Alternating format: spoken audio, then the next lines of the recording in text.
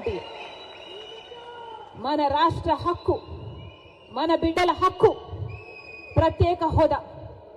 ఈరోజు ఎంతమంది విలువనిస్తున్నారు ప్రత్యేక హోదా గురించి?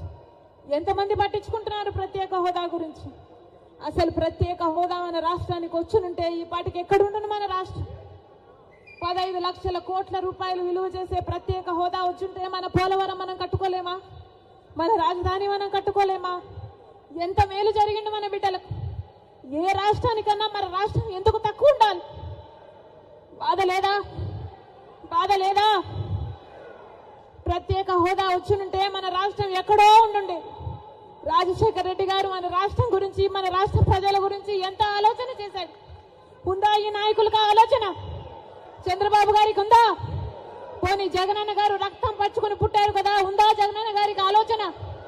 రాజశేఖర రెడ్డి గారు జలయజ్ఞంలో ప్రాజెక్టులు 54 ప్రాజెక్టులు మొదలు పెట్టాడు. ఆంధ్ర రాష్ట్రంలో 12 ప్రాజెక్టులు పూర్తి చేస్తే 42 ప్రాజెక్టులు ఇంకా అలాగే ఉంటే ఏమన్నాడు జగనన్న గారు?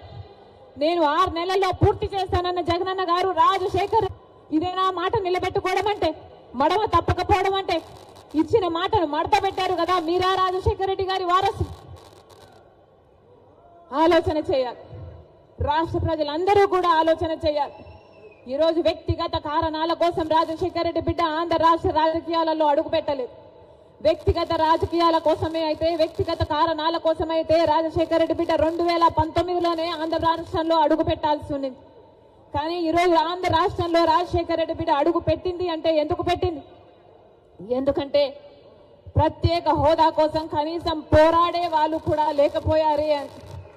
మనం పోరాడకపోతే ఆంధ్ర రాష్ట్రంలో ప్రత్యేక హోదా ఎప్పటికీ రాదు. కాబట్టి ప్రత్యేక హోదా ఇస్తానన్న ఏకైక వ్యక్తి రాహుల్ గాంధీ గారు. మొట్టమొదటి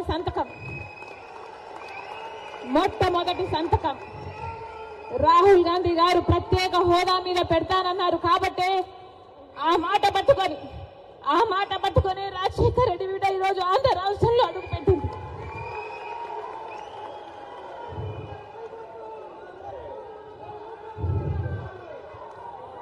ప్రత్యేక హోదా లేకపోతే ఆంధ్ర రాష్ట్రానికి భవిష్యత్తే లేదు.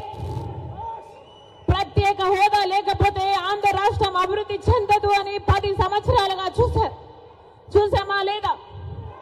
మరి ప్రత్యేక హోదా మనకు లేకపోతే ఆంధ్ర